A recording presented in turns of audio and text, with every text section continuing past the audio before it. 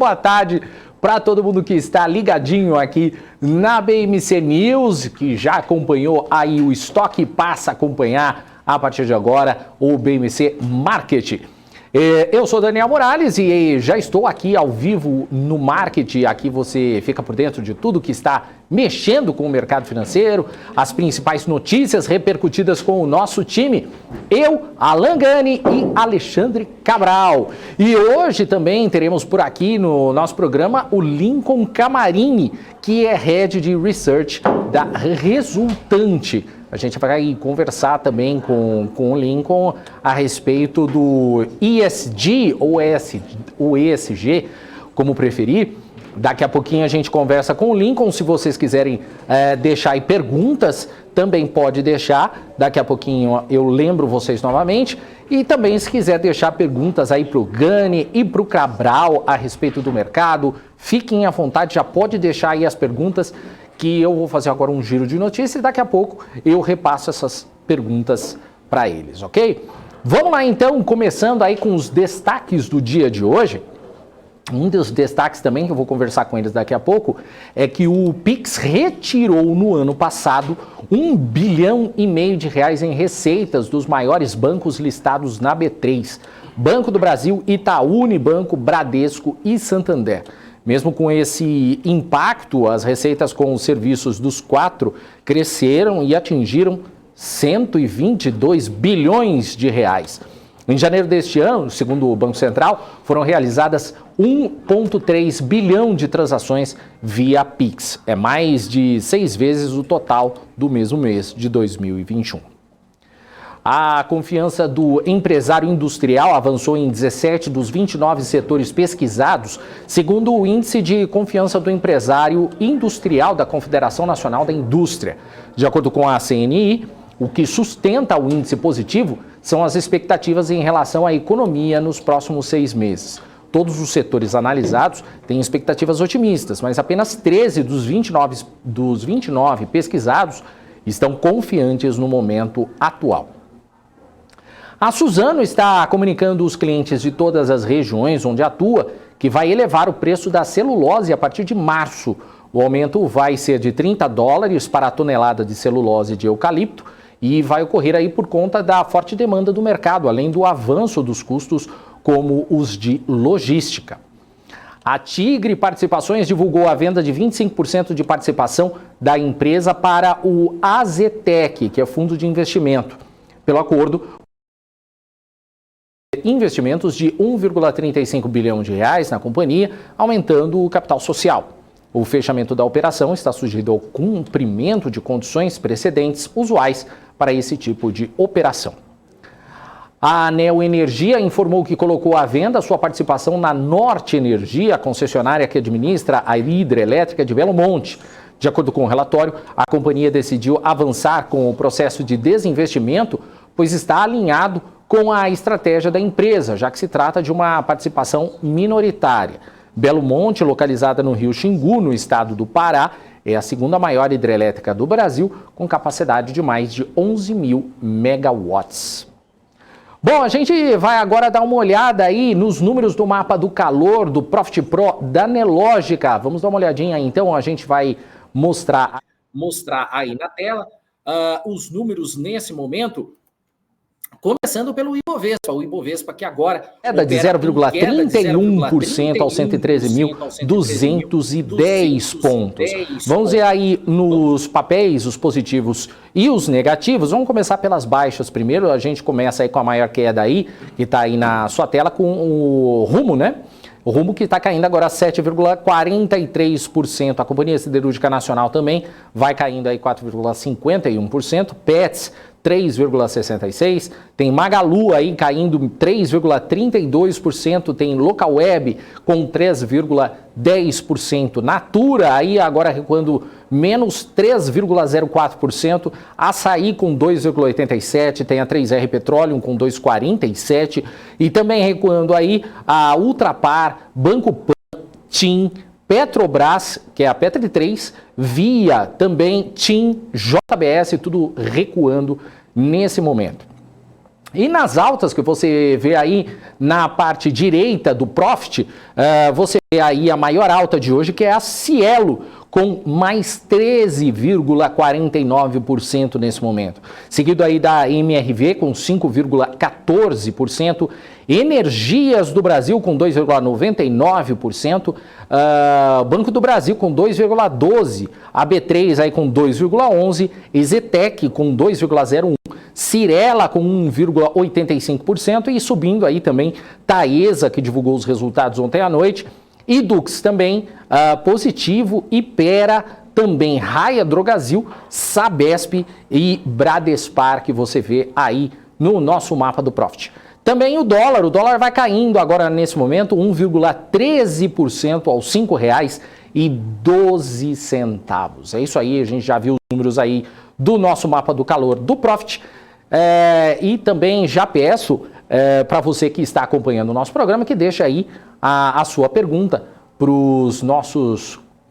para a nossa trupe que já está aqui. Se você está assistindo a gente no Profit da Neológica, é só dar uma passadinha aqui no chat do YouTube que você também pode dar a sua contribuição para a gente. Vamos lá então, vamos começar trazendo aqui para a nossa tela o Alan Gani e Alexandre Cabral. Muito boa tarde para vocês, Gani e Cabral. Muito boa tarde aí, né? Vamos com tudo aí, sextou. Boa tarde, Cabral. Boa tarde, ó o poder, ó. Nossa. Aí eu volto.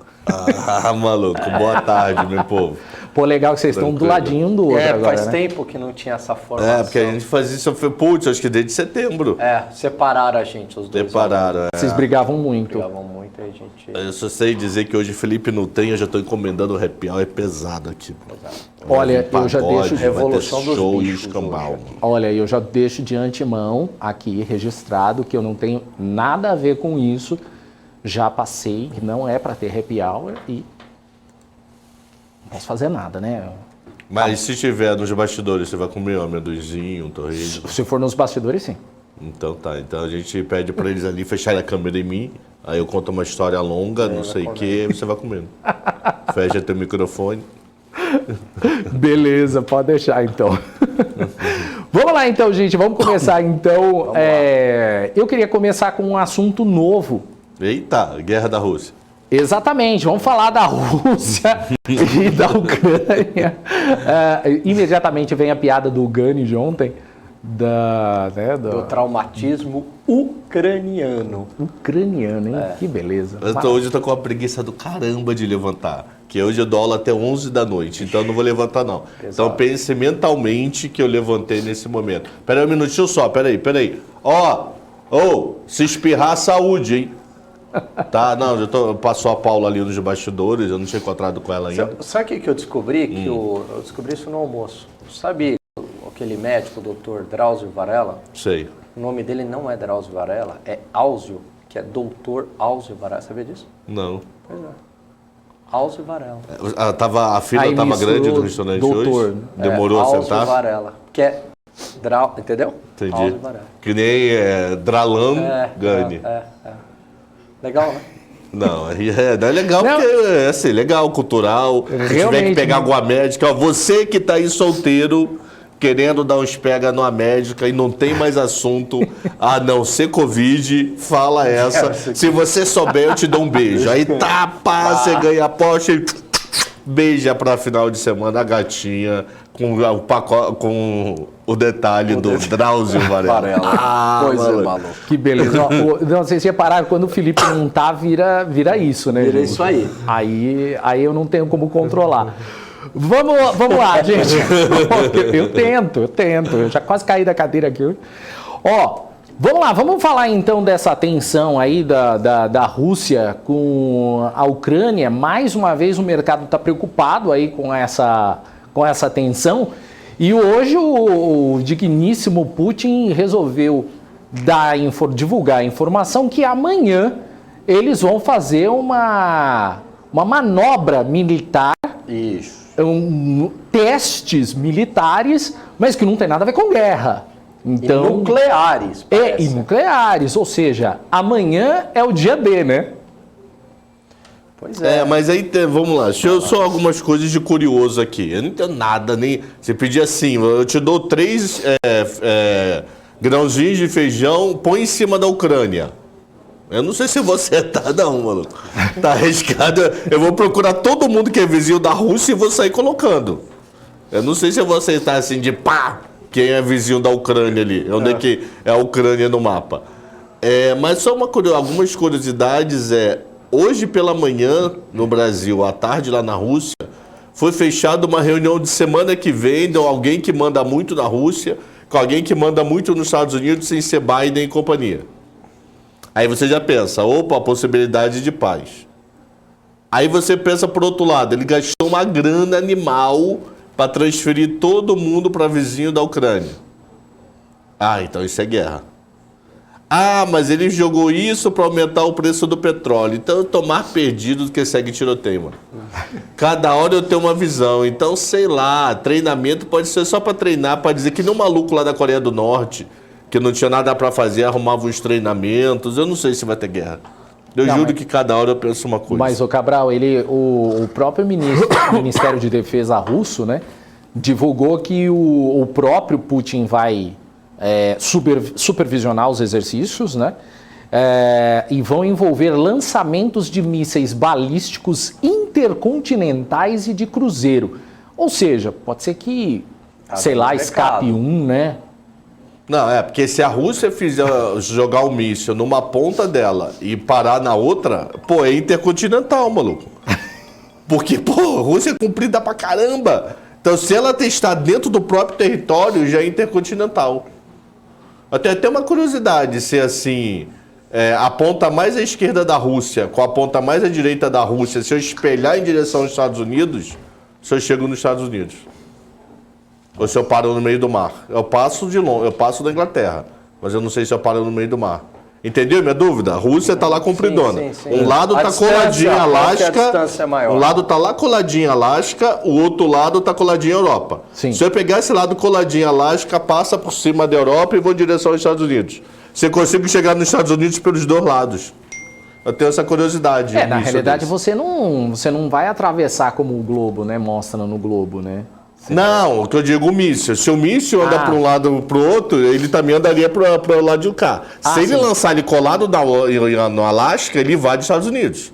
Ele consegue, pelo Canadá, chegar nos Estados Unidos. Agora, se ele pela Europa jogar, também chega lá, será? Então, mas precisa ver se chega, né? Porque não a minha dúvida é essa. Mas você viu, acho que foi no ano passado que estava tendo aqueles treinamentos da Coreia do Norte. E eles falaram que um dos mísseis deles conseguiriam chegar nos Estados Unidos facilmente. E o mundo falou, não, nada a ver, isso não vai acontecer. E aí descobriram que uma das tecnologias que eles têm lá, eles não têm nem dinheiro para comer, mas uma das tecnologias lá que eles têm, dá para chegar mesmo. Então se coreano chega, a Rússia chega. Não, que a Rússia tem míssil intercontinental, não há dúvidas. Não, isso aí eles têm... eles têm as duas coisas, porque tem duas coisas, né? Por exemplo, a Índia tem arma nuclear, o Paquistão tem arma nuclear, só que eles não têm mísseis de longo alcance, eles não conseguiriam atacar os Estados Unidos porque não tem míssil intercontinental, né? Agora a Rússia tem arma nuclear e míssil intercontinental, e se eu não me engano a China tem também. Então os 3 países do mundo que têm essa capacidade de destruir o globo, China, Rússia e Estados Unidos. E Israel? É chato, maluco. Eu acho que Israel também. Porque eu acho que... eu não posso falar agora. Israel tem arma nuclear, mas não sei se tem míssil intercontinental. Mas eu acho que é Israel que tem o maior poderio, não é? Ou não? Não, o exército... Acho que não, o maior poder acho que é dos Estados Unidos. Mas aí, ô Morales, você tem um poder para destruir o mundo 10 vezes ou uma vez, é a mesma coisa, né? Concorda? Não, se você errar, você tem a segunda. Né? Mas assim, Rússia e Estados Unidos têm um poder bélico, né? E a China agora também. Né? Agora, o único problema é se destruírem o mundo antes do Palmeiras ser mundial. Aí o mundo vai ficar sempre com essa dúvida. E vocês estão achando que essa situação lá está mexendo hoje de novo com o mercado? Mexe todo dia, né? Como é que tá o Nasdaq e o S&P? Deixa eu ver aqui. Nasdaq aqui está caindo 0,84. Até que tá mexendo pouco, né? Hoje é investimento de opção lá fora também, investimento de opção aqui. Sexta-feira. Hoje o Cabral vai dar uma aula de opção, ele falou, vai explicar tudo de opção. Vai explicar, Cabral? Vamos falar. Olha. Porque é vencimento de opção, ele vai falar o que é uma call, uma put. Putz. Ei, ô Morales. Não, essa é para poucos. Essa é para poucos. Cara. Essa é para poucos. Ele vai explicar o que é uma put. Desculpa, uma put. Uma put, não uma Putin. E veio no momento. Não, foi legal. Veio no momento. Eu acho que quando tem o time aí é legal. Só quando ele não faz as piadas, tá vendo? Não, mas eu não faço piada. Vamos vocês treinam piada ruim, maluco. Não, mas vai vir, você entendeu? Uma Putin. Tá, focado. Agora com vocês, Lincoln Camarini. Não, ainda não. Daqui a pouquinho a gente vai falar com o Lincoln. Ele nem tá conectado ainda. Mas, ó, tá vendo? Já estamos recebendo bronca. Estamos recebendo bronca, ó. Chega de conversa fiada. Aliás, deixa eu ainda voltando nesse assunto, queria voltar falando dessa questão da Rússia e da Ucrânia. Os Estados Unidos ficaram bravos com o presidente brasileiro, Jair Bolsonaro, e eles criticaram a posição, não é, a atitude do Bolsonaro em afirmar que tem boas relações com a Rússia. Eles criticaram o Departamento de Estado, né, dos Estados... Não, minto. Não, é Departamento de Estado, é isso mesmo. O Departamento de Estado que reclamou e falou publicamente que o Brasil escolheu uma péssima hora para dar essa declaração. Qual que é a posição de vocês? Falta de louça para lavar. Acabou. Dá a louça pro baile. Dá a louça. Aquela gordurosa, sabe? Que é uma droga que você lava, não sai o cheiro da gordura. Louça de feijoada, maluco. Já estava marcado. O Bolsonaro não... Lavar a louça. Não falou nada demais ali, pró um ou pró outro. Enfim, os Estados Unidos estão fazendo pressão no mundo inteiro. Mas o que me surpreende nesse caso é que foi a primeira vez que os Estados Unidos se manifestaram com relação a isso. Por enquanto existia só aquele burburinho. Mas uma posição agora oficial do Departamento de Estado americano já muda um pouco de figura, né? Continua louça. Pega uma louça de feijoada, aquela feijoada bem gordurosa que não sai no prato de plástico, não é de vidro não, pra ver se tem mais coisa pra fazer. Era diferente, se o Bolsonaro, por exemplo, não tivesse nada na agenda, aí marcou uma viagem pra Rússia uma semana antes, foi lá pra falar, ô Putin, né? Aí levou uma porrada de ministro militar, do tipo aí, vamos trocar caça. Aí podia ter sido preocupado com o fertilizante. O agronegócio foi lá, a gente entrevistou no Portfólio Global, o Fernando, né? É o nitrato, né? É o nitrato. O nitrato, o agronegócio depende exclusivamente do fertilizante russo. Quer dizer, 30% do PIB brasileiro, toda a cadeia do agronegócio, depende do fertilizante da Rússia. Imagina se a gente ficar sem fertilizante, o que acontece aqui? 98%, né? Então... Ou seja, tudo. E sabe por quê? Tem lavadora automática. Agora uma informação importante que ele trouxe, né? Você sabe, eu perguntei, eu achei estranho. Eu falei, mas por que a gente não tem indústria de fertilizante? Será que falta insumos, materiais ou know-how? Falou, não. A gente tem a matéria-prima, que é o cloreto de potássio.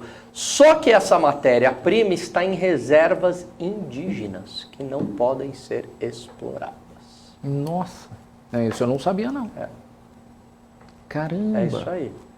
Agora, enfim, né, eu seria a favor de poder explorar, até porque isso vai reverter para o índio também, de alguma maneira, né? Porque está gerando riqueza, né?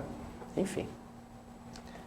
É uma situação complicada. E o pior, né? A gente não pode ficar sem o nitrato porque para todo tipo de produção. Pois é. No Brasil. E vamos ver, é o agro que sustenta, né?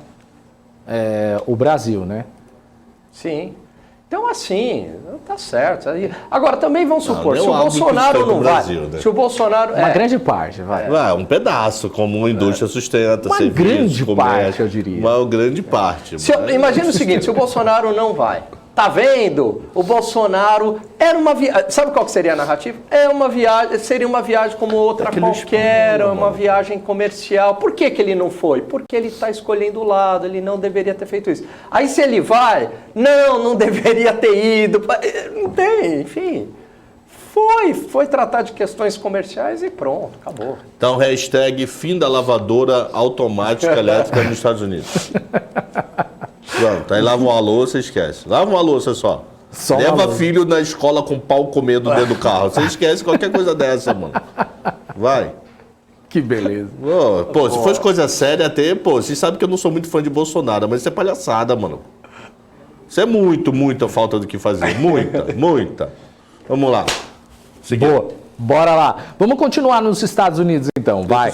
Que hoje a gente tem aí... Eu queria que vocês me explicassem também esse termo. 4 discursos dos Fed Boys que podem trazer mais pistas sobre a condução da alta de juros na maior economia do mundo. O que são os Fed Boys? Os membros do Fed, né? Mas que nome, né? Fed Boy. Não, mas será que por acaso as meninas quando falam também falam Fed Boys? Isso é uma pergunta pro Lincoln, já que ele fala ESG. Ah, é? Eu vou perguntar pro Lincoln. Lincoln, quando for menina, eu nunca ouvi falar Fed Girls. Fed Girls, Eu nunca ouvi falar, só um dado curioso para apimentar a nossa tarde aqui. Na verdade, o que acontece? Nos Estados Unidos tem uma coisa meio doida, mano. Que não tem no Brasil e eu não sei como é que é na Europa ou no resto do mundo. Eu não sei dessa opinião. Lá tem assim, uns 15 diretores, acho que são 11, se eu não me engano, diretores do Fed. Um é sempre fixo, que é o presidente. E os outros, a cada X anos, participam da reunião, mas não votam. Só fica lá, vota não sei o quê, vota não sei o quê, vota não sei o quê, deixa de ser mala. Mas não vota. No Brasil, quem é diretor, vota. A pessoa é diretor de normas, pode ser advogado e entender pouco, mas está lá na reunião e vota. Lá não, então a gente tem que saber se é o diretor do Fed que vota na reunião do FONC ou se é o diretor do Fed que fala, mas na hora do skin the game tá fora porque ele tá, no momento, ele tá no rodízio, né? Então, é bom sempre acompanhar o diretor que vota. Provavelmente, se é discurso para acompanhar, são os que vão votar, que eu acho que atualmente são 7. Tem que ter a pele em risco, né? Porque, ok escutar os outros diretores, ok para ter uma noção do que o Fed pensa no dia a dia, mas na hora do voto, esquece dele. Eu não entendo porque existe isso lá não, mas existe. O Will, a gente bateu um papo com o Will de manhã, ele acredita em 0,25. Achei legal aí, Ana. Quanto que... Tava 0,25 hoje de manhã. Eu tô achando que é meio ainda. Quanto que você acha? Sei lá, maluco. Não sou tão PhD dos Estados Unidos, não sei. Eu acho que ele vai esperar muito próximo lá para ver o que tá sendo consenso. Porque meio, se o mercado falar meio, dá meio, não assusta e já começa a resolver. Ih, deu problema aqui. Deixa eu atualizar de novo. Pessoal do chat, meio ou 0,25, coloque aí suas apostas. Boa. E dê like também, por favor. A gente podia fazer a seguinte campanha. 2 reuniões do cupom, a do Brasil e a dos Estados Unidos. Quem acertar, tirar foto com o Gani. Todo mundo vai querer errar. Maluco. 67% de chance de 0,25 e 33% de 0,50 nesse momento no futuro na CME. Boa. Se vai mudar até lá. Fala de novo, Cabrão. 67% de 0,25 e 33% de submilho Inverteu, em março. Inverteu. Ontem já estava invertido. Eu não tenho memória de quarta-feira. Não lembro nem se eu consultei. Mas ontem já estava invertido. O pessoal já fechar o ano... Um minutinho só, Morales, só para não perder embalo. 1,5 com 7,5. Fala. Não, só ia falar que o pessoal já está votando aqui, ó. O Rodrigo Lopes, 0,25. Felipe, 0,5. Roque Schnaps, 0,5. MPK, 0,5. Vitor, 0,5. Rui das Neves, 0,5 na primeira, 0,25 nas próximas. Helder, 0,25. Rodrigo, 0,5. Dan 05, Rodrigo 025, Peter bem. Santana 05. A maioria acho que tá 05, Não, né? a Lior tá bem equilibrado, hein? Ó, e o Peter Tá, Santana falou que quer acertar para tirar uma foto com Galangani.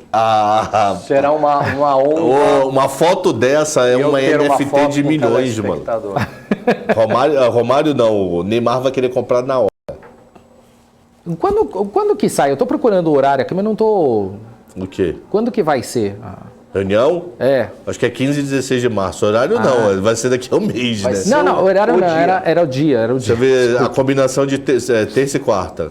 Quarta, né? Ixi, quarta a gente vai trabalhar. Porque é lá igual aqui, duplo, né?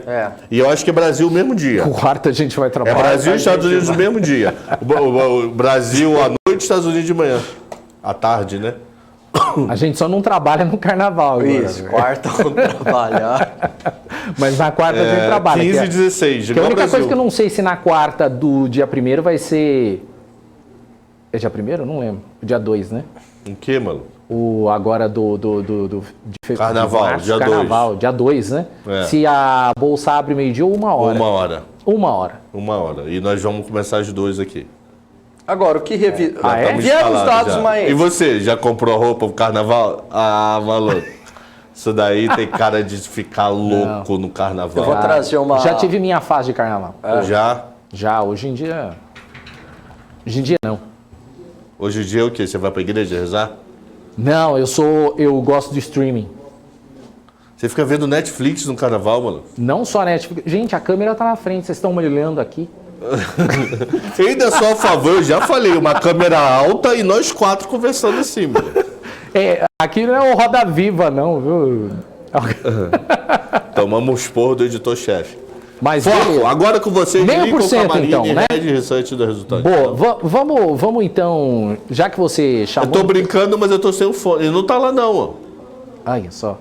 Não, eu eu já, duvido. já chamaram, já me avisaram aqui que o Lincoln já está aqui. Então vamos chamar então o nosso quarto elemento. Eu não tenho aqui. O Lincoln Camarini, que é Head de Research da Resultante. E já está aqui com a gente ao vivo. Oi, Lincoln, boa tarde para você. Seja muito bem-vindo aqui ao BMC Market. Opa, Daniel, prazer aí falar com vocês, Alan, Alexandre, prazer aí contribuir para a discussão aí de todo mundo, vamos lá. Legal, bacana, valeu. Obrigado pela presença, obrigado aí por estar participando e aproveitar o pessoal, agora o Cabral já está ouvindo. Não, eu tô ouvindo o Caixinha, não tô ouvindo ele aqui. Não, tranquilo. Vamos ouvindo até... Fala oi. Até a gente Oi, resolver. Oi, Aí. avião do Caixinha, ó, viu? Não é que não, maluco.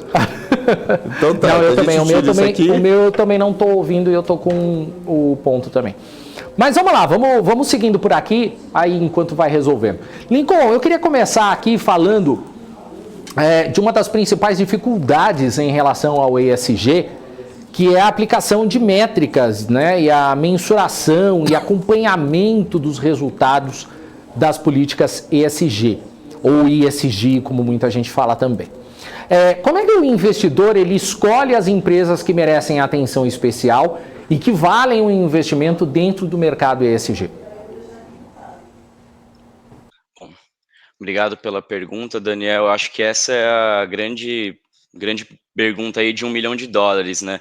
A Resultante, ela trabalha com Research e ESG, a gente cobre aí mais de 200 empresas de capital aberto, e até para a gente, especialistas no tema, é um desafio fazer essa mensuração de resultados, de métricas, etc. A gente tem uma metodologia proprietária hoje que tenta, né, trazer um pouco essa calibração, mas acho que o primeiro ponto de partida que o mercado deveria se atentar, as empresas deveriam se atentar, é a padronização de como essas informações elas são relatadas ao mercado. A gente tem diversos frameworks, né, de relato, como a GRI, como o CDP, como o SASB, né? A gente, quando você começa a entrar no mundo ESG, você descobre que é uma sopa de letrinhas infinita, mas a gente tem alguns frameworks, mas eles não são tão bem utilizados, né? Então, apesar de você ter diversas métricas e diretrizes de como que esses indicadores devem ser reportados ao mercado, ainda tem muita confusão.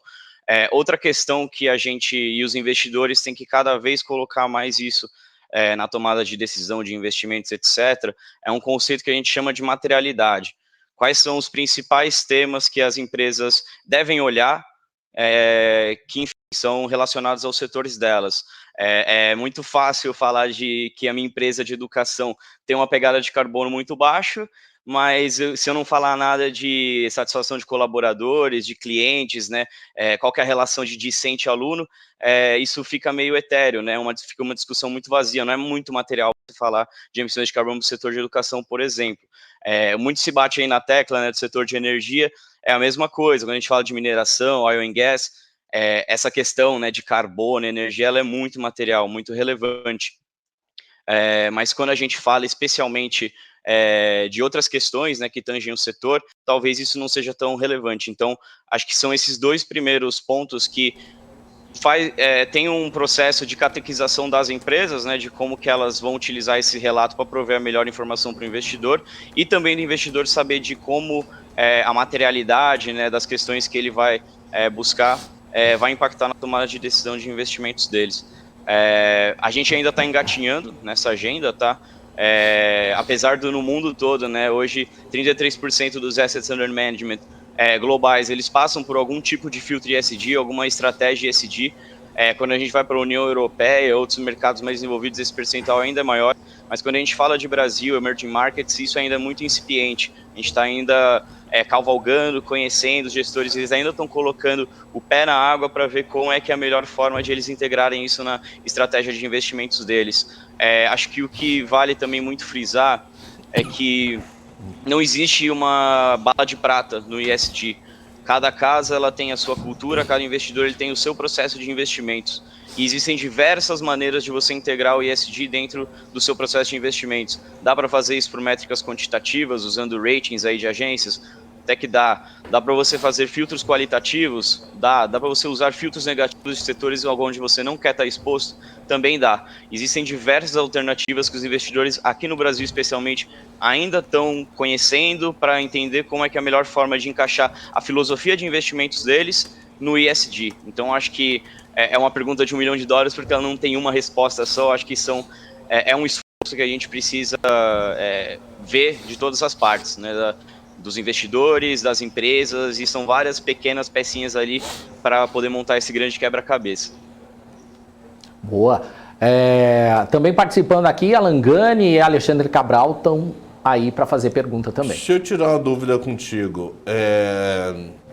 Por favor, e não entenda na maldade a pergunta, é apenas uma dúvida. Uma coisa que acontece muito com o ESG é que, de vez em quando rola, porra, lá vem o povo de ESG, mano. Os caras querem fazer ESG no banheiro, querem fazer ESG em tudo.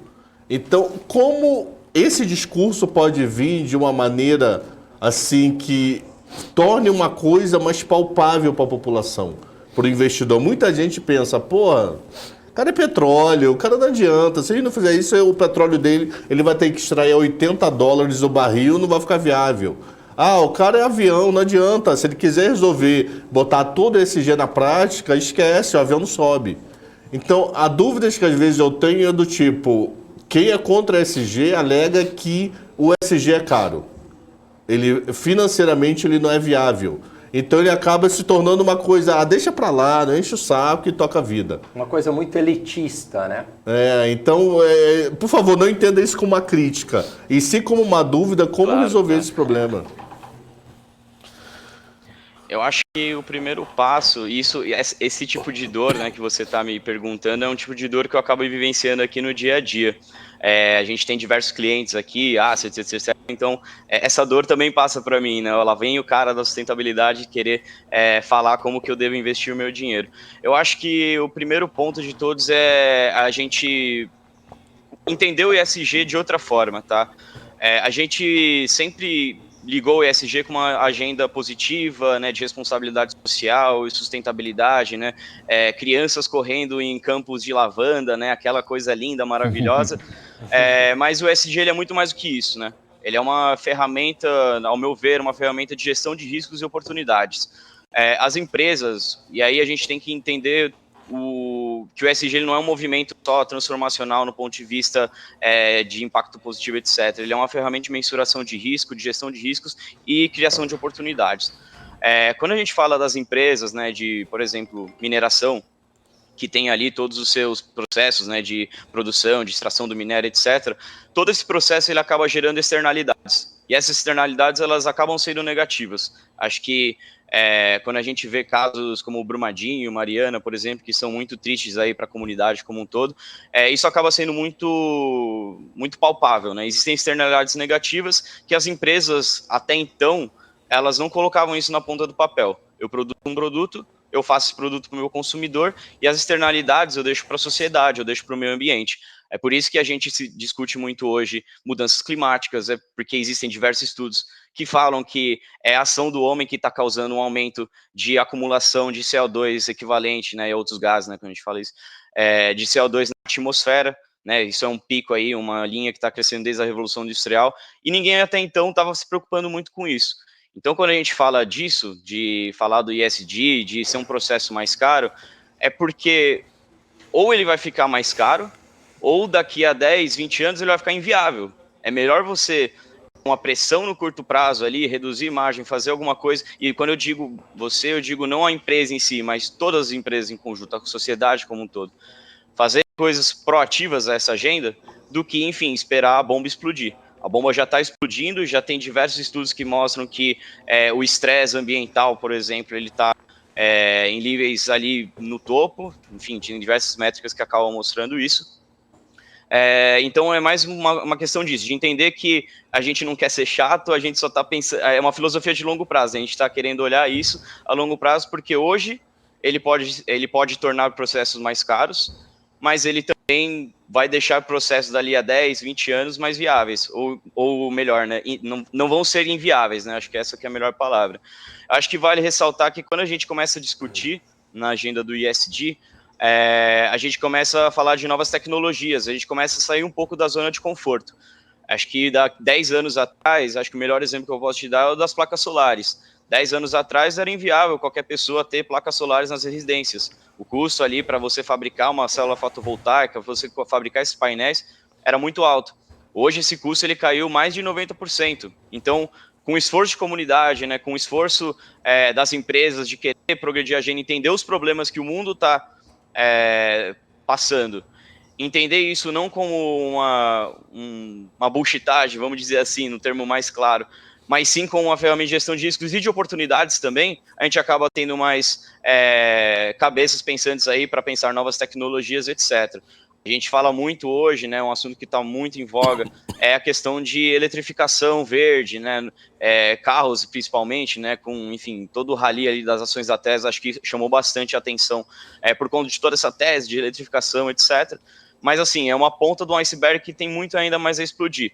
É claro que existem alguns setores que a gente não pode simplesmente falar, vamos aniquilar todas as petrolíferas do mundo e vamos viver só com energia eólica, vamos viver só com energia hidrelétrica.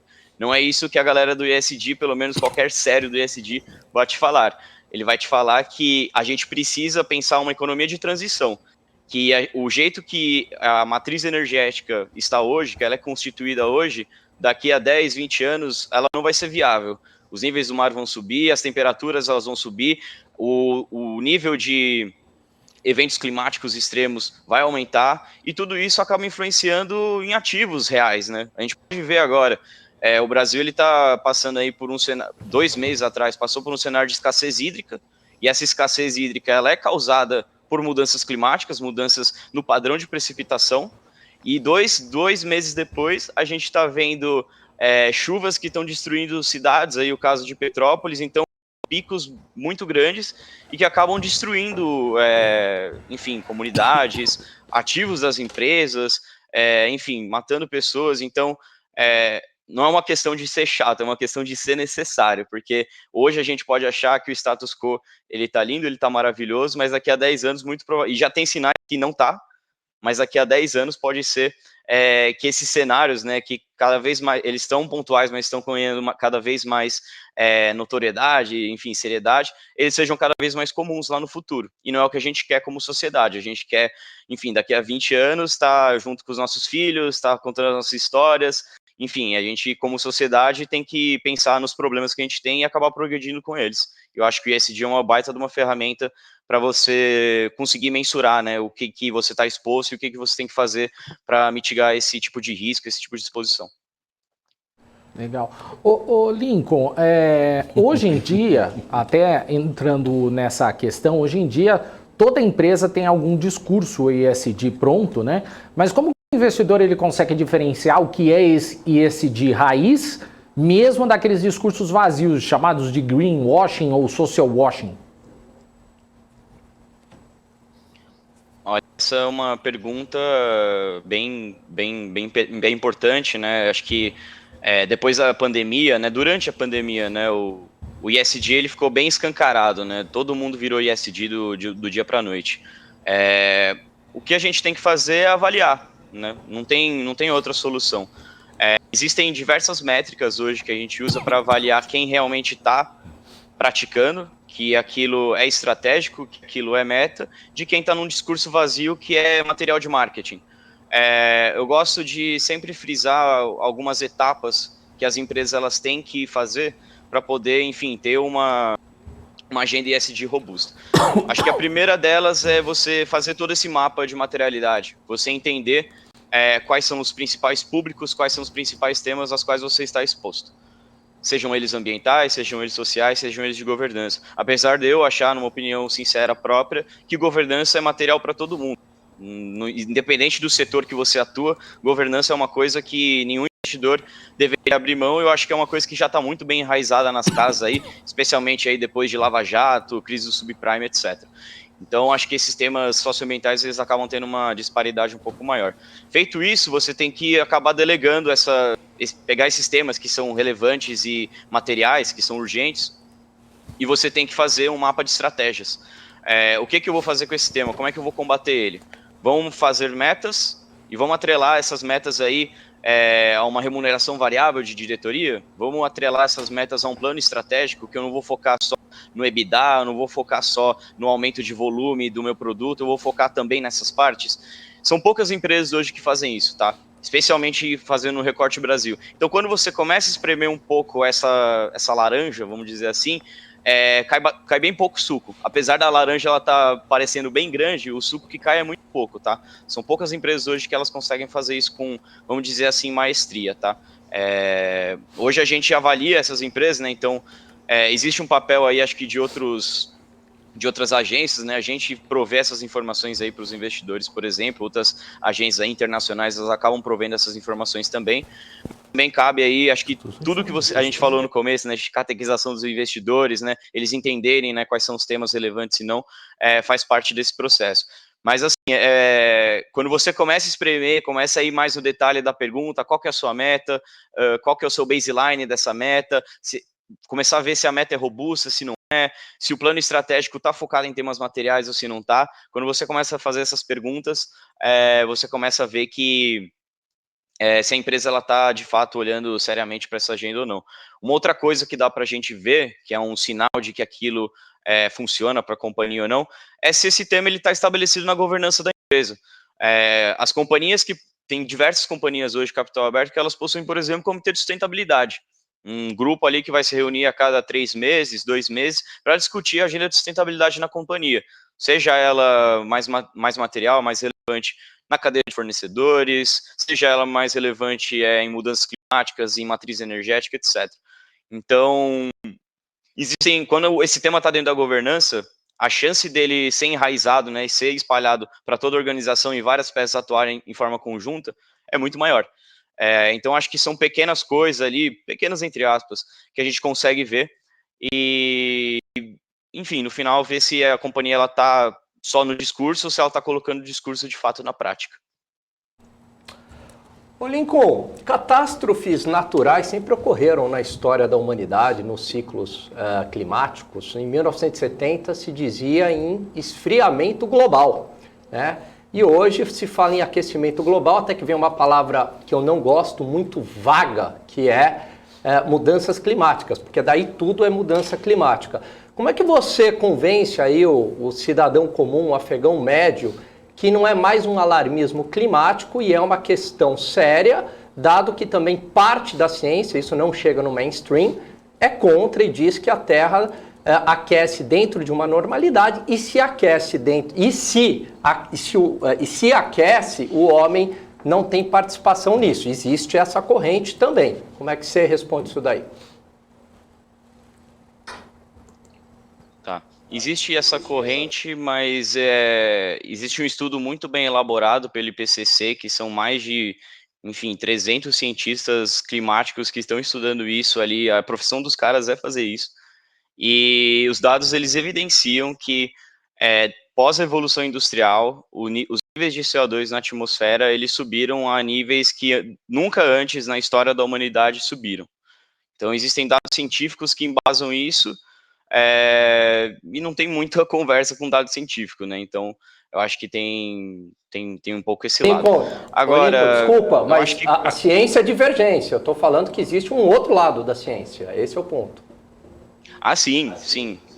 Existe um lado da ciência, mas enfim, eu acho que ciência por definição é divergência. Sim.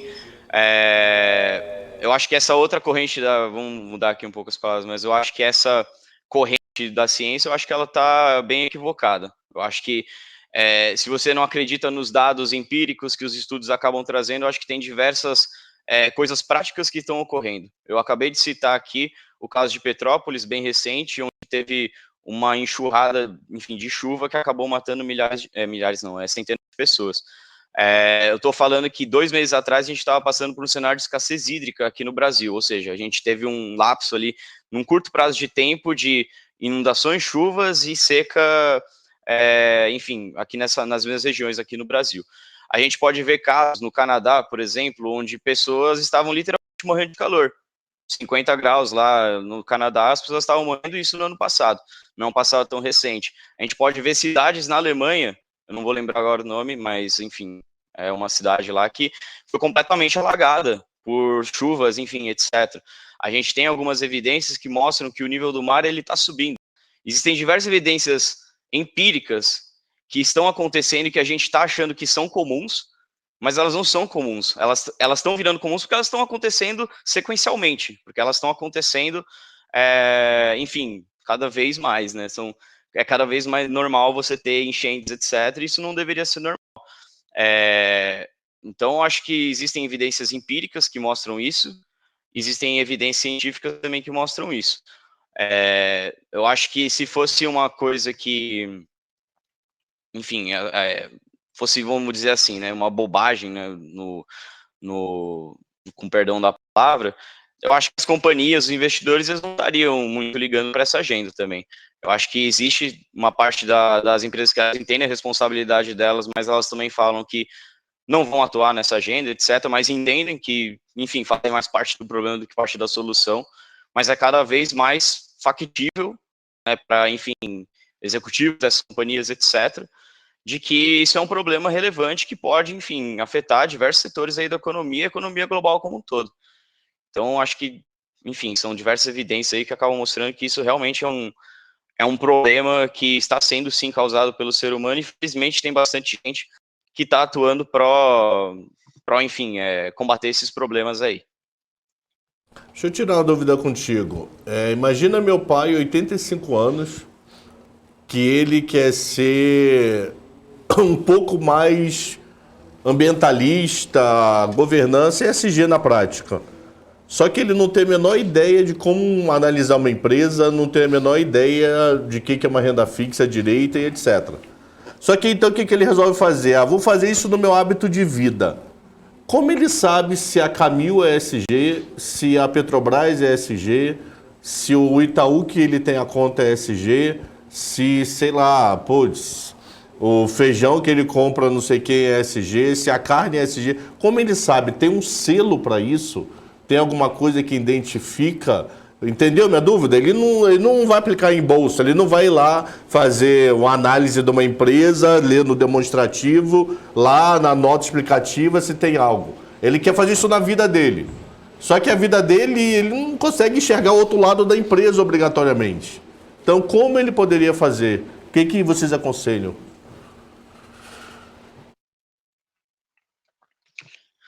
Olha, eu acho que vou generalizar aqui para pessoa física isso, né? Do mesmo jeito que a gente disse no começo, né, que os principais tomadores de decisão, os principais investidores dessas companhias ainda estão conhecendo, estão estudando as melhores formas de avaliar se aquela empresa ela está de fato indo no caminho correto do ESG ou se ela não está. E são pessoas que estão ali no dia a dia, que estão conversando com RI, estão nos calls ali de release de resultados, etc. Se essas pessoas que têm uma proximidade muito forte com a companhia não conseguem ainda, né? Estão começando a aprender. Hoje, para a pessoa física, eu acho que é uma coisa muito mais difícil. A gente tem acesso à informação, né? Então, hoje, cada vez mais companhias estão elaborando relatórios de sustentabilidade, né? Onde trazem essas informações, etc. Mas foi igual aquela pergunta que o Daniel fez. Como qualificar essas coisas, né? Porque se você tem um relatório e isso é label, putz, um monte de empresa aqui, ela acaba sendo ESG, né? Vamos dizer assim. Então, é difícil eu chegar para uma pessoa e falar, putz, essa empresa aqui ela é e essa empresa aqui ela não é. Eu acho que cada vez mais é um papel da gente como sociedade, papel como investidores, papel como veículos de mídia, de mostrarem um pouco mais esse mundo para o investidor pessoa física também. O trabalho que vocês fazem aqui é fantástico, né, de poder trazer um pouco mais esse mundo, né, para a comunidade aí como um todo.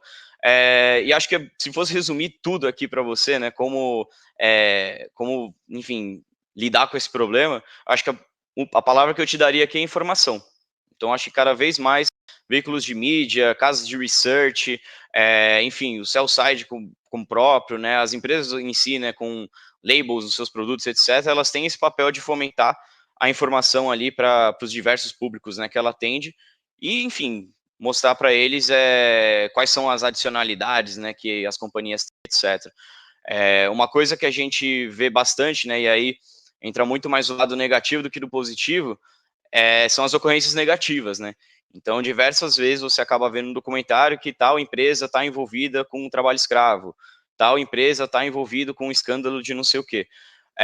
Isso já é um bom filtro, né, de você conseguir, enfim, separar o joio do trigo. Geralmente, o cara que ele tem o discurso, ele tem a prática, o histórico dele ele é positivo, né? Você não vai ver um escândalo de trabalho escravo em empresas que são hiper diligentes quando você fala de cadeia de fornecedores ali no setor de vestuário, por exemplo.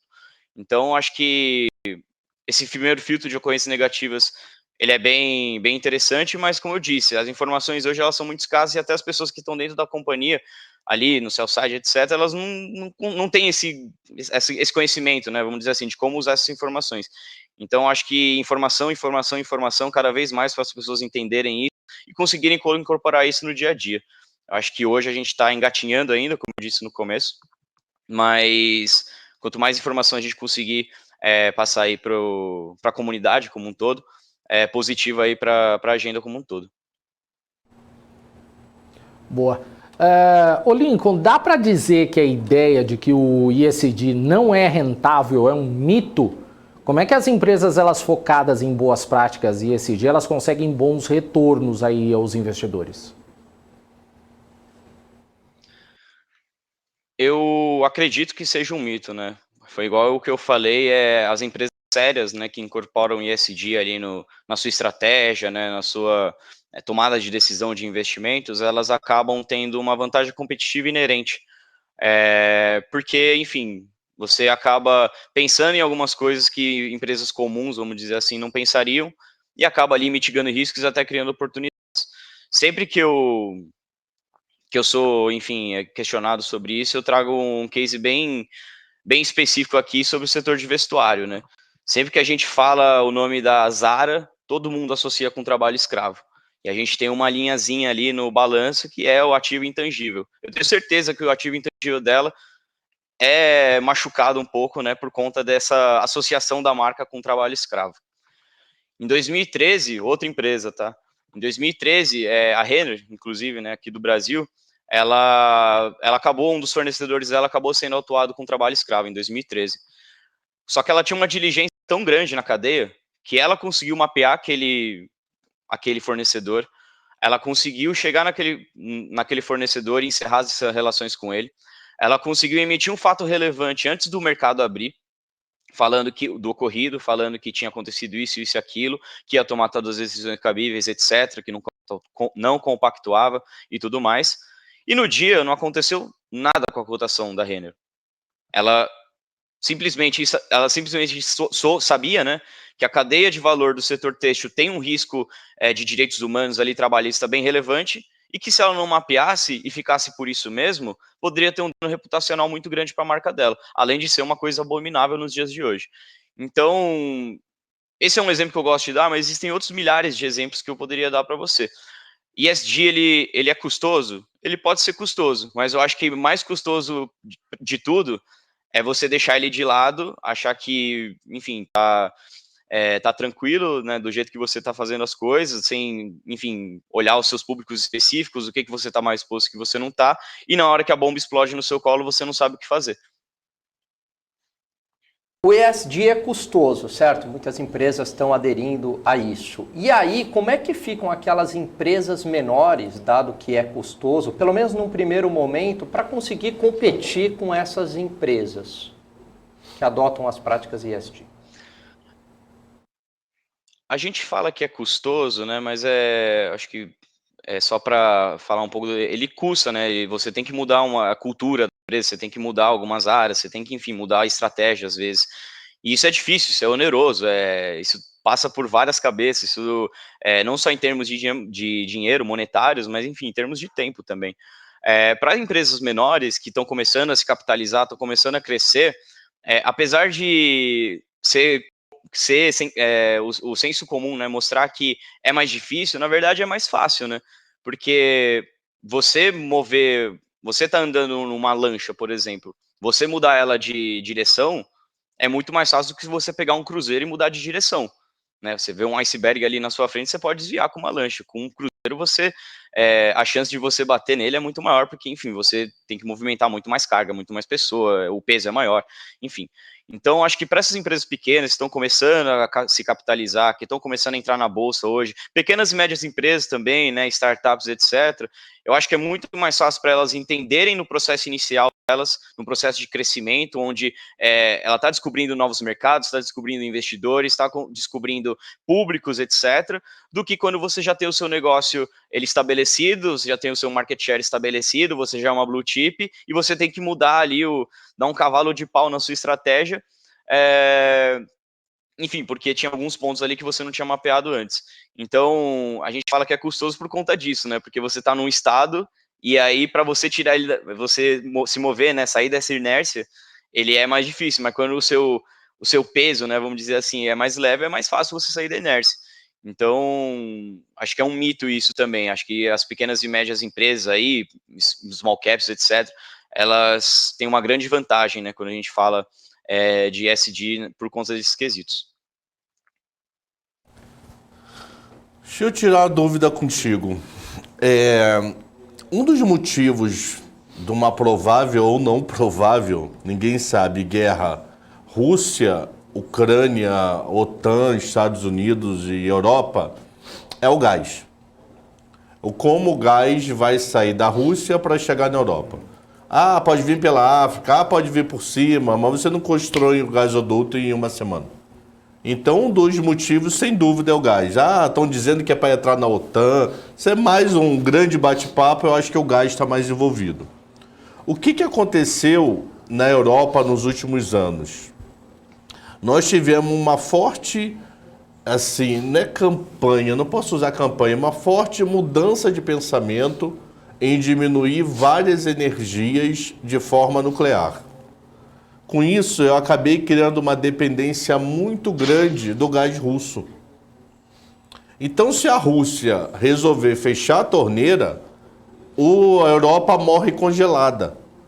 Então, a minha grande dúvida é o quanto o ambientalismo ou algo parecido pode atrapalhar um país ou atrapalhar uma empresa, sabendo que ela... Imagina uma empresa, eu vou fazer modelo tal, mas eu tenho do outro lado um monopólio. Ou aquele cara me serve ou não chega. Então, algo parecido. Será que o ESG na Europa não pode estar exagerado em alguns modos que atrapalha até mesmo o dia a dia da população? Nem é só questão ambientalista, é dia a dia. Eu posso morrer de frio se não chegar o gás russo. Então, como isso a gente pode pesar, assim, se não foi exagerado, se não foi, como se adaptar e etc. Tá. Bom, vamos lá. Acho que é importante falar aqui que das fontes fósseis, né, quando a gente fala do gás, etc., das fósseis, né, dos poluentes, né, o gás ele é tido aqui na comunidade, né, enfim, como um combustível de transição. É um combustível que a gente tem acesso hoje, né, enfim, tem toda essa questão de logística dele, né, que é difícil, você precisa construir gasodutos para esse combustível passar, mas você ainda tem um fator de poluição do gás natural bem menor do que coque, do que petróleo, etc. Isso é positivo. E você também tem toda a questão de pegada de terra, né? Termoelétricas movidas a gás, elas consomem muito menos terra, né? Enfim, tem muito menos impacto em biodiversidade, etc., do que, por exemplo, construir uma hidrelétrica. Eu tenho que inundar uma área ali gigantesca, eu posso prejudicar a fauna, flora e etc. Então, eu acho que isso é uma questão que está na pauta da União Europeia, tá? Toda essa questão aí a União Europeia hoje, para vocês terem ciência, ela tem um documento que se chama Taxonomia Europeia de Investimentos Verdes, Finanças Sustentáveis. Recentemente, acho que faz 2 semanas, só para explicar, né, o que é a taxonomia. Essa taxonomia ela mostra quais são os setores que vão contribuir, né, para a economia verde, quais são os setores verdes, né, vamos dizer assim, entre aspas. E deu uma polêmica 2 semanas atrás, que a União Europeia acabou colocando dentre esses setores o gás e a energia nuclear. Energia nuclear, eu acho que tem toda a polêmica por conta da destinação dos resíduos e também questão de segurança, mas é uma energia limpa. E hoje a gente tem um share relevante ali de energia, né, na União Europeia como um todo, que vem desse tipo de fonte. O gás, ele gerou mais polêmica, né, porque ele é fóssil, ele não é renovável, ele dos sujos, ele é o menos sujo, vamos dizer assim, não é que ele é limpo. Mas a União Europeia, ela vê esse combustível muito como uma linha de transição.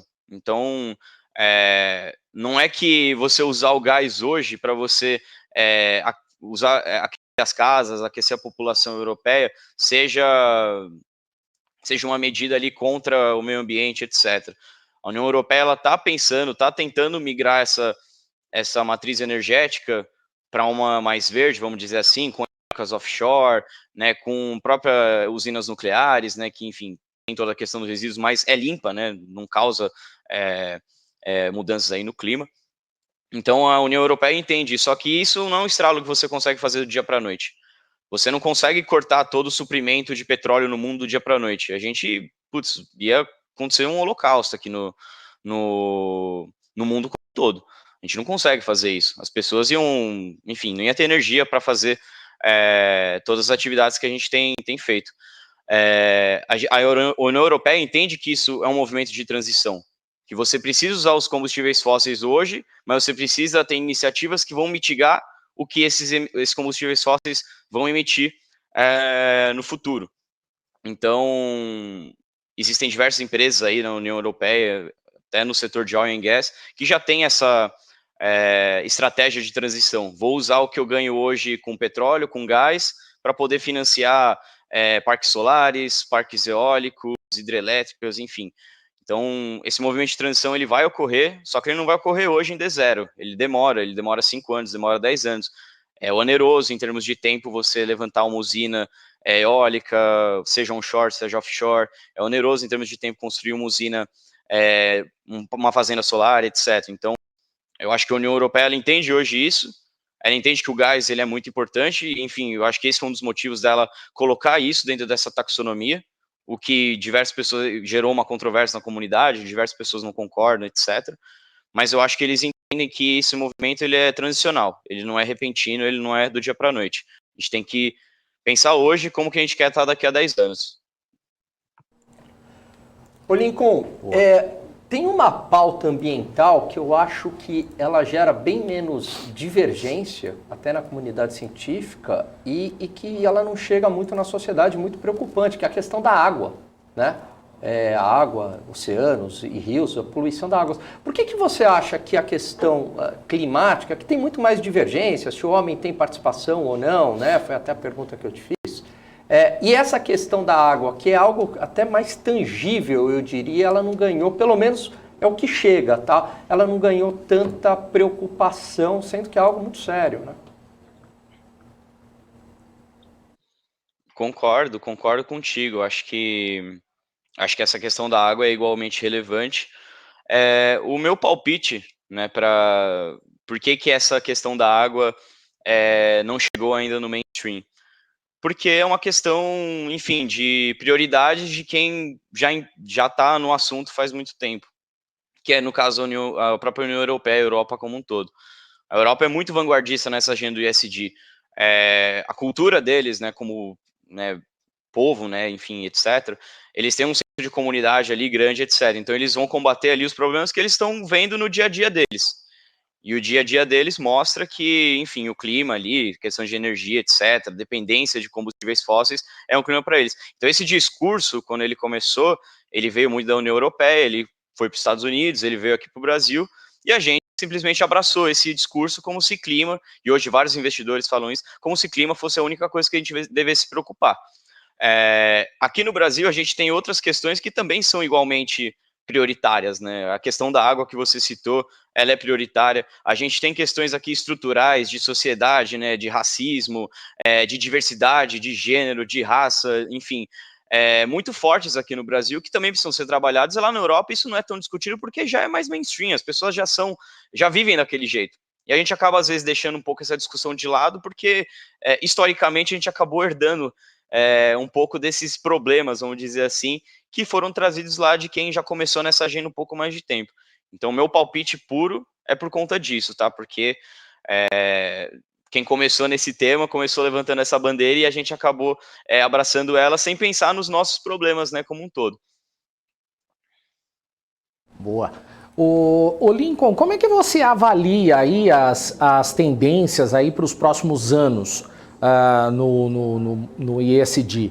Quem não se adaptar a esse tipo de negócio e as cadeias produtivas para seguir essas boas práticas, ela pode ficar isolado? Olha, Daniel, eu acredito que sim. Eu acho que não só pelo tipo de negócio, tá? Então, quando a gente olha ESG, a gente tem duas vertentes, né? A gente tem a vertente do produto do negócio, então eu gosto de exemplificar de uma forma bem simples. Se o seu modelo de negócio ele faz parte do problema ou faz parte da solução, então isso é uma questão, né, do como que seu negócio ele está promovendo o desenvolvimento sustentável ou não. Mas a gente tem uma questão que acaba tangibilizando todas as empresas, que é a questão dos processos, que é o outro eixo. Então, é gestão de riscos em cadeia de fornecedores? É gestão de riscos em cadeia de fornecedores. É clima organizacional? É clima organizacional.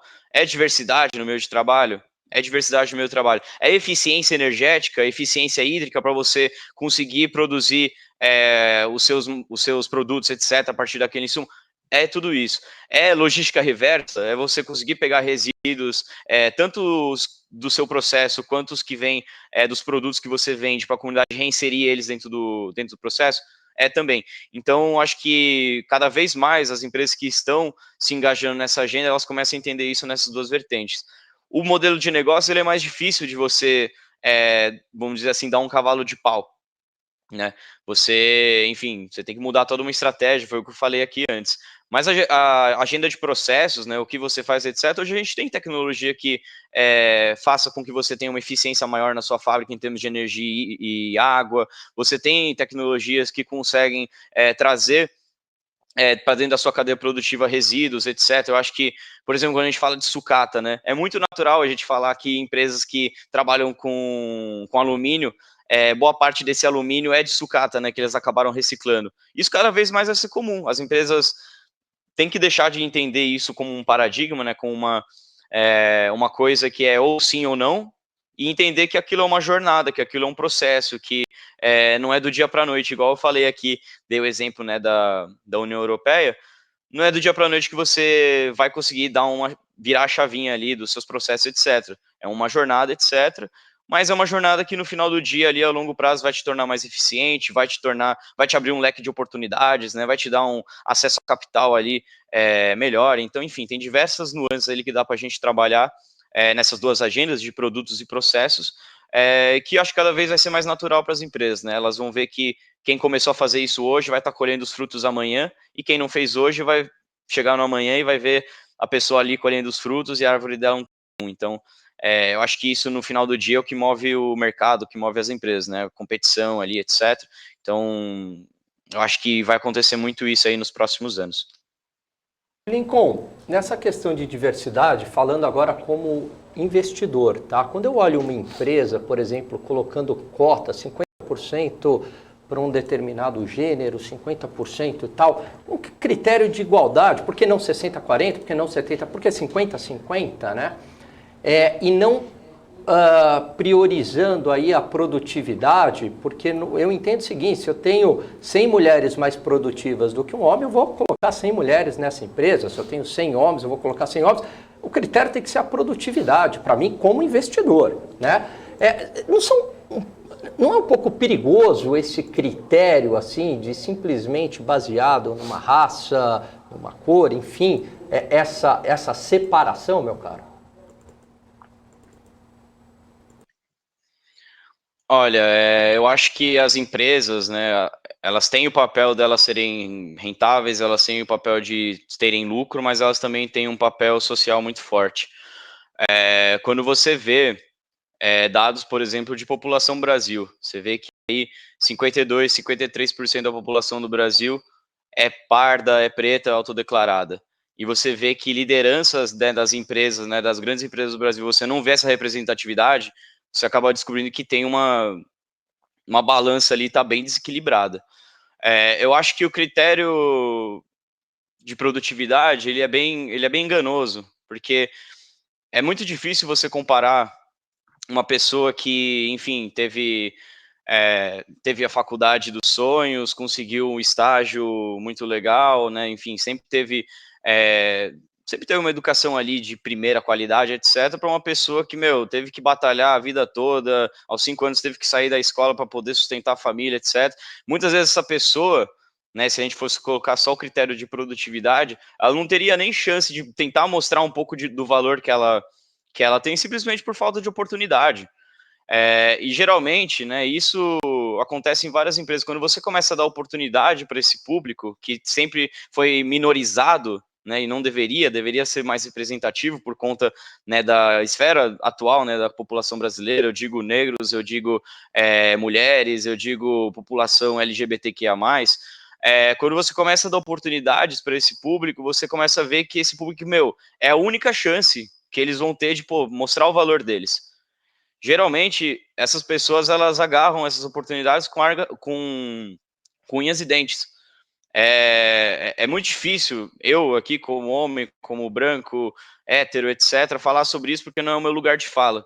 Mas eu vejo histórias de pessoas que estão nesse local de fala e, é inspirador. As pessoas, quando elas têm uma oportunidade, elas agarram aquilo e, elas são produtivas.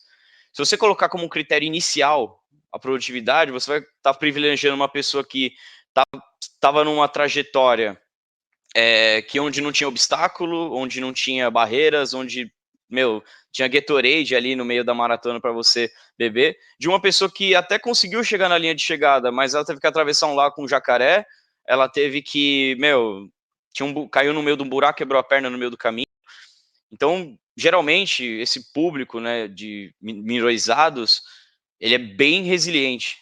E quando você fala em resiliência, é uma coisa que as empresas elas deveriam se atentar. Então, acho que esse critério inicial de produtividade, ele é um pouco, não sei a palavra certa, mas ele deturpa um pouco a visão, né? Se você tiver só essa visão de produtividade, a gente nunca vai conseguir colocar pessoas ali que passaram por algum tipo de dificuldade na vida, por tipos de discriminação, seja racial, seja sexual, etc., em cargos onde elas deveriam estar, simplesmente por ser quem elas são, simplesmente por terem nascido mulheres, simplesmente por terem nascido pretos. Infelizmente, a nossa sociedade hoje trata essas pessoas desse jeito. É difícil falar, igual eu tô falando, é difícil falar isso não sendo desse público, mas é inspirador quando você vê histórias desse público, pessoas ali que estão conseguindo vencer, batalhar e estão conseguindo crescer nas empresas que elas estão atuando.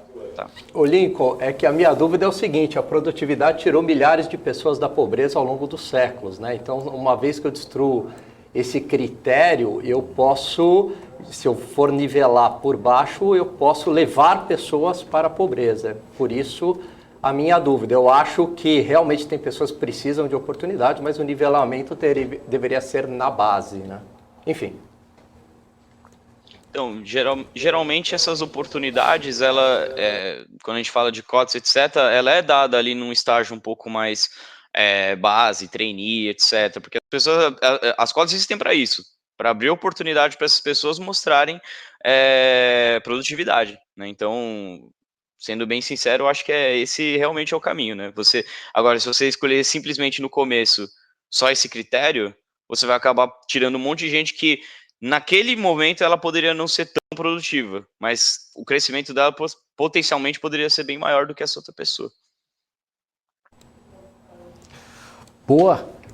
Eu tenho ainda uma última pergunta para a gente encerrar aqui, ô Lincoln. Analisando aí esse momento das iniciativas ESG aqui no Brasil, como que esses investimentos eles são aceitos no país? De que forma que a pandemia ela interferiu no avanço dessas pautas?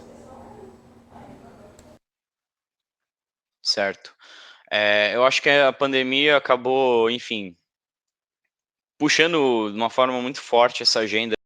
Acho que por diversas questões aí, você cada vez mais é um senso de solidariedade, etc., que faz as pessoas, enfim, olharem para essa agenda. Eu acho que foi esse principal motivo que acabou, enfim, trazendo essa agenda na pauta.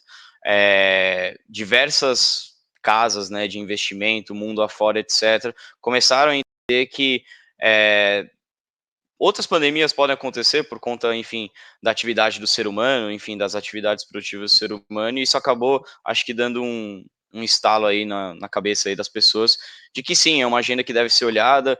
Muitas pessoas acabaram, enfim, sofrendo, né, durante a pandemia, então você tem toda a questão de responsabilidade social, etc. Tem diversas empresas aí que, enfim, tiveram um compromisso de não demitir os seus funcionários num momento crítico, né? Então, acho que isso é um case de solidariedade, é um case bem interessante, e no final do dia, foi oneroso para a companhia ter que manter gente sem trabalhar. Mas, putz, o clima organizacional dessa empresa hoje deve estar, de 0 a 100, deve estar muito perto ali do 100. As pessoas vão trabalhar com sangue nos olhos, né, com uma vontade, né, muito maior, porque a empresa deu essa chance para elas, né, de conseguir manter as contas em dia, etc. Tem outras empresas que não conseguiram fazer isso, né, de uma forma muito legal. Enfim, são casos e casos ali, não estou querendo julgar também as empresas aí que, enfim, não entraram nessa agenda. Eu acho que o desafio, né, que a gente tem aqui para os próximos anos é continuar trabalhando nisso, né? A Maria Eugênia, nossa CEO, ela teve uma frase aí que saiu numa reportagem, que é que em 2020 e 2021 o ESG ele decolou, todo mundo começou a falar, etc. Agora ele precisa aterrissar. Beleza, vamos separar o joio do trigo, vamos estruturar políticas, estruturar estratégias, metas, para a gente conseguir chegar nesse desenvolvimento sustentável. Então, acho que a pandemia deu um estralo nas pessoas e, enfim, a gente está vendo aí cada vez mais evolução, tanto no Brasil quanto no mundo afora. Certo. Lincoln, gostaria de agradecer aqui a sua participação no BMC Market. Bastante pergunta aí respondendo hoje, foi bastante bacana. Mas olha, muito obrigado aí pelas respostas, pela participação. Um grande abraço para você e a gente se vê de novo com certeza. E manda um abraço para Maria Eugênia. Pô, eu acho que eu já devo ter dado aula mais de 10 cursos com ela. A gente já deu aula junto. Eu dou aula na B3 há 1000 séculos e ela também. E pro Bruno, que a gente deu um curso junto também uma vez. Encontrei até com o Bruno uma vez. Vocês Eles estão num prédio ali perto da Predoso Alvarenga. Eu não sei se vocês estão ali ainda. Um prédio gigantesco. Não, a gente saiu. 2 anos que eu encontrei com o Bruno ali. Foi antes da pandemia. Em Pinheiros agora. Pô, Maria Eugênia, eu já dei muita aula com ela aí. Até cansei de quantas vezes eu já dei aula com Maria Eugênia. Manda um abraço pros dois aí. Não, eles dois são professores fantásticos. Obrigado, Alexandre, obrigado, Daniel, obrigado, Alan, acho que foi super proveitoso aí e a gente se fala aí em próximas rodadas. Obrigado. Um abraço. É isso aí, gente. Valeu. Conversamos aí com Lincoln Camarini, Head de Research da Resultante, aqui participando do nosso BMC Market. E, é claro, eu não posso deixar de falar, é fogo no parquinho, no chat aqui do BMC Market, porque tá rolando um quebra-pau. Volta todo mundo aí. Ô, Dani, é o seguinte. Diga lá. Porque, geralmente, como essa pauta ESG, ela tem todo um apelo, né, de um mundo melhor, etc. e tal, então a gente faz as perguntas mais incômodas mesmo. E isso dá oportunidade para o entrevistado, né? E aguentou bem, aí, enfim, trazer aí o seu conhecimento, né? Assim que é o bom debate. Não, e ele responde de uma forma bem serena, né? Ele não titubeou em nenhuma resposta aqui, não, hein? Bacana, hein? Não fica aquela coisa. Trabalha com Maria Eugênia e com o Bruno, então tá bem. Não, com certeza. Não, ó, e o Galvão aqui coloca aqui no chat, parabéns a BMC, o entrevistado também, o assunto precisa ser debatido exatamente. De forma real, assim, né? De forma real. Tem que parar com essa perfumaria, tudo você vai debater, tudo você vai ter jeitinho, né? E cuidar, não. Realidade nua e crua, entendeu? Exatamente. É assim que tem que ser. Eu acho que a gente tem que fazer isso mesmo. Se a gente não debater assuntos como esse, dificilmente você não sabe, né, até que ponto é legal uma coisa ou não é legal essa coisa, e é bacana justamente isso, né? O MPK já colocou o fogo ali, e é isso mesmo, tem que ter essas discordâncias, e o mais legal, gente, é justamente isso, nem todo mundo que está aqui tem a mesma opinião. Sim. E é isso que é legal, porque se a gente tivesse toda a mesma opinião, ia ser muito chato. Primeiro, eu quero agradecer ao Helder, desculpa te cortar, que o Helder deu a melhor definição de ESG. Se nós não cuidarmos do planeta, como é que vamos ver o Palmeiras ser campeão mundial? Então, Helder, obrigado. Foi Helder, a melhor você definição. já pode fazer parte do time de piadas. Total, a melhor definição, da exatamente. Se o planeta acaba, polui, a gente não vai ver o Palmeiras campeão mundial. Como é que fica? Parabéns, Helder. E será que a gente vai ver o Palmeiras campeão mundial? Cuidando do planeta, quem sabe, né? Boa. Antes da gente encerrar aqui, só vou colocar aqui, vou pedir pro pessoal colocar o Profit novamente no ar para a gente mostrar o nosso mapa do calor, só para a gente ver como é que está a situação nesses últimos minutos do BMC Market, aí depois para falar com o Gani e com o Cabral para a gente encerrar. O Ibovespa agora nesse momento, caiu bem justamente o que eu estava vendo aqui, o Ibovespa, bem na hora que eu estava vendo. Subiu. Peraí que eu tenho que ver aqui, ó. Ibovespa aqui, agora sim na minha tela, tá na tela ali, mas tinha caído no meu computador. 0,36% de queda nesse momento aos 113.119 pontos. E aqui no nosso mapa do calor, aqui nos números negativos, a gente tem aqui subindo bastante, subindo, mais conhecido como caindo, né? O Rumo com mais uma queda aí de 9,35%, a Companhia Siderúrgica Nacional com queda de 5,07% aí, Localweb 5,11%, tem Natura recuando também, Banco Inter também, Ultrapar caindo 2,58%, tem Pets, Banco Pan, Americanas caindo. E para o lado dos positivos, a gente tem aqui Cielo subindo aí 13,87%, 13,49%, MRV com 3,13%, tem Energias do Brasil aqui com 2,80% de alta, assim como também o Banco do Brasil, e por aí vai nesse momento. Deixa eu ver se eu consigo ver eu não consigo ver o dólar aqui. Eu não estou vendo o dólar aqui. Daqui a pouco eu vejo o dólar de novo aí. Eu não tô conseguindo. Caiu. Bem na hora que eu estou vendo aqui o negócio cai. Mas tudo bem. Mas é só no meu. Na tela tá certinho e eu não enxergo. Valeu, pode trazer de volta todo mundo.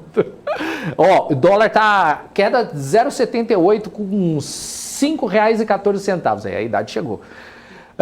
Vamos encerrando então, Alexandre Cabral. Antes de encerrar, eu quero fazer um jabá. Quero nem saber se eu vou tomar esporro depois da Paula. Que não foi combinado, eu vou tomar um esporro, quer ver? Né? Bom, você tá por sua conta e risco. Hoje é vencimento de opções. Você sabe o que é uma opção? Então o que acontece? Dia 13 de março eu vou fazer um curso de opções. Tem gente aqui no chat que já foi meu aluno. Então vai lá no www.alexandrecabral.com.br, se pré-inscreve, porque quem tiver pré-inscrito até segunda-feira vai ter um preço e vai ter bônus a mais do que quem se inscrever a partir de terça ou quarta-feira, tá? Então alexandrecabral.com.br, ali é só para entrar num grupo de e-mail que irá receber um e-mail com desconto. Não é ainda a inscrição, tá? Então se pré-inscreva domingo, dia 13 de março, o dia inteiro para falar de opções.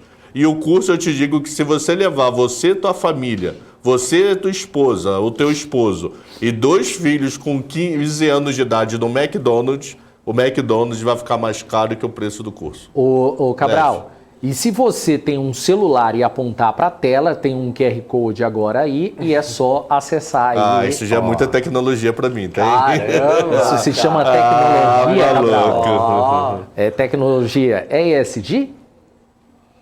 Tô brincando. Porque economiza papel. Economiza papel. Isso é uma coisa legal. E é educação, Isso né? é uma Bota coisa pessoas, né?